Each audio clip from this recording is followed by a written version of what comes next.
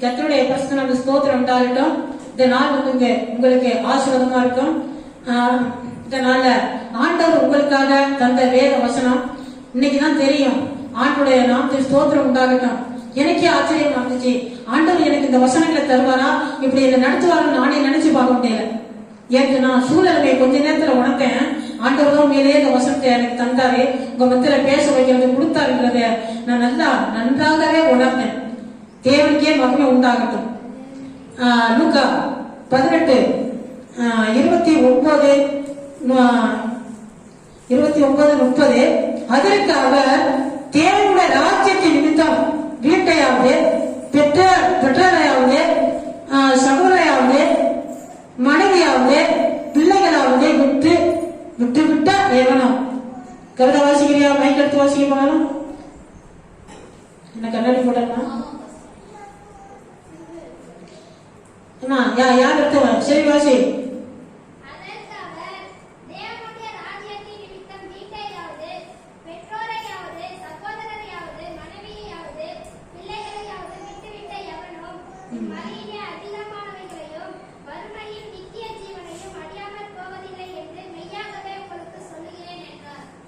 உங்களுக்கு சொல்லுகிறேன், உண்மையிலே அதிகமானவைகளையும் மறுமையிலே நித்திய ஜீவனையும் அடையாமல் போவது இல்லை என்று மெய்யாகவே உங்களுக்கு சொல்லுகிறேன். இத கேட்கிறார் அருமையான சகோதர சகோதரிகளை, தேவ பிள்ளைகளை. வசனம் சொல்லப்பட்டிருக்குது. இந்த அதாவது தேவனோட ராஜ்யத்தின் நிமித்தம் என்ன சொல்லப்பட்டிருக்கு? பெற்றோர்கள், உங்களை பெத்தாங்கிற பெற்றோர்கள், அடுத்து சகோதரர்கள், அடுத்து பாருங்க சகோதரையாவது மனைவியாவது பிள்ளைகளாவது விட்டவன் எவனோ. ஐயோ இவைகளெல்லாம் போயிட்டு விட்டாரு ஆண்டவரை ஏத்துக்கிட்டது நிமித்தம். அதுவும் மனைவியை விட சொல்லி இருக்குது, பிள்ளைகளை விட சொல்லி இருக்குது, வீட்டை விட சொல்லி இருக்குது. அப்பா அப்பா இதெல்லாம் நான் நம்பவும் முடியாது, என்னை செய்ய முடியாதுன்னு சொன்னா நீங்க இந்த ரட்சிக்கப்படவே இல்லை, ஆண்டோட அன்பை ருசிக்கவே இல்லை. இங்க சொல்லப்பட்டிருக்குது தேவனுடைய ராஜ்யத்தின் நிமித்தம். சிலவல நீங்க ஊழியத்தின் நிமித்தம் நீங்க ஊழியம் செய்யறதுனால, ஆண்டோட ராஜ்யத்தை நீங்க மற்றவர்களை கொண்டு போறதுனால நீங்க வீட்டை விட வேண்டியது இருக்கும், பெற்றோர்களை விட வேண்டியது இருக்கும், உங்களோட சகோதரர்களை விட வேண்டியது இருக்கும், மனைவியை விட வேண்டியது இருக்கும். தேவனுடைய ராஜ்யத்துக்கு நீங்க அந்த பரலோக ராஜ்யத்துக்கு போறது நிமித்தம் இதெல்லாம் நீங்க செய்யறதுனால என்ன செய்யும்? இதெல்லாம் சில வேலை உங்களை பகச்சு உங்களை அவங்களுக்கு பிடிக்காது, அவங்க இருக்கிற வழியில நீங்க போக முடியாது, அதெல்லாம் விட்டு வெளியில வர வேண்டியது இருக்கும். அப்படி நீங்க வரும்பொழுது இன்மையில அதிகமானவைகளையும், இன்மையில இந்த உலகத்துல நீங்க இருக்கும் பொழுது இன்னும் அதிகமா கிடைக்கும். ஆண்டவர் உங்களை கைவிட மாட்டாரு, ஆசீர்வதிப்பாரு, அதெல்லாம் இழக்க மாட்டாரு, மீண்டும் அவைகள் ஆண்டவர் தருவாரு. அப்படின்னு நம்ம இந்த இடத்துல பாக்குறோம். பிள்ளைகளை அவளை விட்டவன் எவனும் இன்மையில அதிகமானவைகளையும் மறுமையில நித்திய ஜீவனையும். மறுமையில நீங்க போகும்போது அந்த ராஜ்யத்துக்கு போட்டு நித்திய ஜீவங்கள் கிடைக்கும். அருமையான சகோதரன் சகோதரில, நீங்க இன்னைக்கு ஆண்டவர்களை வரதுக்கு ரொம்ப கணக்கு பாக்குறீங்க, ஆண்டவர்களை நெருங்குறதுக்கு கணக்கு பாக்குறீங்க, ஊழியம் செய்யறதுக்கு உங்களோட குடும்பத்தினால பத்திர உங்களோட பெற்றோர்கள் பத்திர ஆண்டவரை பத்தி எடுத்து சொல்றதுக்கு நீங்க கணக்கு பாக்குறீங்க, பயப்படுறீங்க. வீட்டுக்குள்ள ஆண்குரிய ஜீவியத்துல கிறிஸ்தவர்களை வாழ்க்கை கட்டுறதுக்கு பயப்படுறீங்க. ஆனா இதெல்லாம் விட்டனா எவனோ அவன் உண்மையிலேயே அந்த ஆசீர்வாதங்களை பெற்றுக்கொள்வான், இழக்க மாட்டான். இன்னொரு இடத்துல நம்ம பாக்குறோம், மார்க் மத்தையில எல்லாம் வரும் அந்த வசனம், அதை பெற்றுக்கொள்வான் சொல்லப்பட்டிருக்குது. அது மட்டும் இல்ல, தேவனுடைய ராஜ்யத்துல நித்திய ஜீவனை பெற்றுக்கொள்வோம். நீங்க இதெல்லாம் விட முடியுது. ஆனா நீங்க என்ன செய்ய? நான் இதெல்லாம் விட மாட்டேன். இல்ல எனக்கு நான் வீட்டை பிடிச்சிக்கிறோம், அப்பா அம்மாவை பிடிச்சிக்கிறோம், மனைவியை பிடிச்சிக்கிறோம், கணவரை பிடிச்சிக்கிறோம், என் பிள்ளைகளை பிடிச்சிக்கிறோம். அந்த நேரம் ஏதாவது பிள்ளைகள் முடியாம கூட சமயத்திற்கு பார்க்க மாட்டேங்கிறீங்க.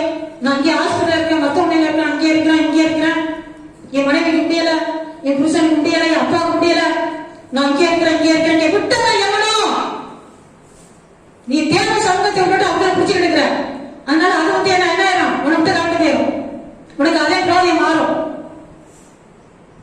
இங்க வசனம் அப்படிதான் சொல்லப்படும், நான் சொல்லல. பாருங்க, மறுமையில நித்திய ஜீவனையும் அவன் பெறுவான். நீங்க இதெல்லாம் செய்ய ஆண்டவரை விட்டுட்டு சொல்லிட்டு அதே நீங்க பிடிக்க பிடிக்க நித்திய ஜீவனம் அதை கொண்டு இறங்க வேண்டிய நிலைமை வருது. அருமையான சகோதர சகோதரியில நம்மள சத்தம் போடுற வசனம் சொல்லிட்டு ஏன் நம்ம சபை அப்படிதான் போயிட்டு இருக்குது. சிலரை பார்க்கும்போது அப்படிதான் போயிட்டு இருக்கு. என்னதான் சொன்னாலும் சரி செவ்வள கதை சம்பூதனம் போல இருக்குது எல்லாருக்குமே. இப்போ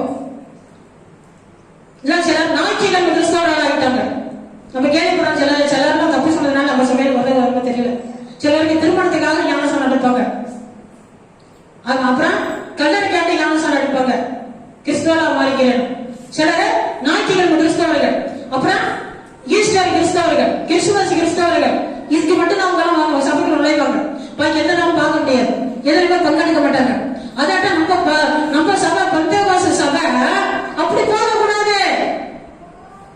தேவ சமூகத்துல வந்து கணக்கு பார்க்க கூடாது. இங்க விட்டவன் எவனும் சொல்லப்பட்டிருக்கு. நீங்க அவங்க எல்லாம் இறுக்கி பிடிச்சுக்கிறீங்க. இறுக்கி பிடிச்சி தேவையோட ராஜ்யத்தை நீங்க விட போறீங்க. உணர்வடைங்க. இன்னைக்கு பாசு ரொம்ப பலவீனமா இருந்தாங்க. கோவில் மெட்ராஸ் போயிட்டு வந்ததுல இருந்து ரொம்ப கஷ்டம். அவரட்டா இந்தியெல்லாம் நீங்க வந்து உண்மையிலே அவ்வளவுதான். ஆண்டாம வேண்டாம், ஒண்ணு வேண்டாம், பைப்பாவது சபையை விட்டு கடாசிட்டு எங்கேயோ போயிட்டு எங்கேயோ கிடப்பீங்க. தொங்கிக்கிட்டு ரொம்ப கஷ்டப்பட்டுக்கிட்டு பரிசுத்தவங்களோட தேவ பிள்ளைகளோட ஏன் உங்களோட மண்டையாச்சு ரொம்ப கஷ்டம். செவிக்க முடியாது, ஒத்துழைக்க மாட்டேங்கிறீங்க. அங்கேயாவது போயிருந்து நாலு சோதனை போட்டு வரேன்னு சொல்லிட்டு போனாரு. ஜபம் நல்லா இருந்துச்சு. அவர் விரும்பினது கூட நல்லா இருந்துச்சு. நல்லா தேவ மகிமையினால பிரசனத்தினால நிரப்பினா ரொம்ப நாளா ஆயிடுச்சு. சந்தோஷமா இருந்துன்னு வந்து சொன்னாரு சாட்சி. அப்படி ரொம்ப கஷ்டப்பட்டு வந்தாரு. இன்னைக்கு ரொம்ப பழக்கமா இருக்குது அப்படின்னு சொல்லி நான் அவருக்காக போராடிச்சோம் காலேஜ் எடுத்தேன். அப்போ ஒரு வார்த்தை வந்துச்சு. இது அதாவது ஆகாரத்துக்கு தள்ள கல்ல மூளைக்கு தலைக்கல் ஆயிடுச்சு அப்படின்னு அந்த வசனம் வந்துச்சு. அந்த வசனம் சொன்னா எனக்கு ஒரு மாதிரி சந்தோஷம் இருந்துச்சு. சில வேலை ஆண்டவர் உங்களோட பேசுறது எனக்கு ஆண்டவர் இந்த வார்த்தையை தந்தாரு நான் யோசிச்சுட்டு இருந்தேன். அடுத்த அந்த வசனம் என் மனசுல நின்றுக்கிட்டுச்சு. உங்களோட பேசுன்னு சொல்லி நான் போயிட்டு சொன்னேன், அப்பா உங்களுக்காக ஜெபிக்கும் பொழுது இப்படி வார்த்தை பிறந்தேன்னு சொன்னேன். அது உங்களுக்கு தந்தாரா இல்ல எனக்கு வார்த்தை கொடுக்க தந்தாரான்னு தெரியல. ஆனா இந்த வசனம் வேற எனக்கு இருக்குது, இன்னொரு வசனம் இருக்குது அப்படின்னு சொல்லி அவர் சொன்னாரு, எனக்கு தந்தா வார்த்தைமா அப்படின்னு சொன்னாரு. சொல்லி இப்ப கொஞ்சம் நேரம் ஆகல. நாங்க எல்லாம் குளிச்சு கிழிச்சு எல்லாம் புறப்பட்டு ரெடியா இருக்கு. அடுத்து ஒரு போன் வருது, அண்ணா நீ வந்து வீட்டுக்கு போனியா? ஆமாடா போனேன். என்ன இந்த அண்ணன் ரொம்ப சத்தம் முடிச்சேன். என்னடா என்ன சத்தம் போட்டேன்? நான் எங்க அம்மா அப்பாவுக்கு போனேன். பதிலே இல்லை, என்ன சத்தம் முடிச்சேன். ஆனா எங்களுக்கு தெரியும் 2 முறையா நாங்க போயிட்டு வரையில அங்க எதிர்ப்பு இருக்குது. இதெல்லாம் நாங்க உடந்தோம். அது செய்தி பெத்த தாய போயிட்டு எப்போ நாங்க வருஷம் 2 வருஷம் கூட ஆயிடுச்சு. சில வேலை 3 வருஷம் ஆயிடுது, சில வேலை வருஷம் முன்ன ஆயிடுது. போகும்போது போயிட்டு மூச்சை காட்டிட்டு பார்த்துட்டு வரணும். எனக்கு பெத்த பிள்ளாச்ச அப்படின்னு சொல்லி பார்த்துட்டு வரதுக்கு அது எங்களுக்கு ஒரு இக்கட்டு. அப்ப பாருங்க அங்க என்ன இருக்குது, சகோதரர்களே நாங்க எங்களை பகைக்கிறாங்க. ஆகாத தள்ளின மூளை கல்ல கண்டிப்பா அந்த குடும்பத்துக்கு ஒரு மூளைகளாக ஆண்டவர் மாற்றுவார் சொல்லி அவரு கொடுத்த வாக்கு தத்தமான ஆயிடுச்சு. அது போல இங்கே என்ன சொல்லப்பட்டிருக்குது, தேவோட ராஜ்ய நிமித்தம் ஊழியத்தின் நிமித்தம் அங்கே பெற்றோர்களே சகோதரர்களை இழந்துட்டு வந்து நிற்கிறார். ஆண்டவர் அதை எல்லாருக்கும் ஒரு மூளைகளாகவும் ஊழிக்கிற மூளைகளாகவும் அந்த குடும்பத்துக்கு ஒரு மூளைகளாகவும் ஆண்டவர் வர்ணாளிகளை கண்டிப்பா இப்ப இல்ல, ரொம்ப தூரம்ல, இப்பவே கொஞ்ச நாளில் ஆண்டவர் மாற்றுவார் நான் நம்புறேன்.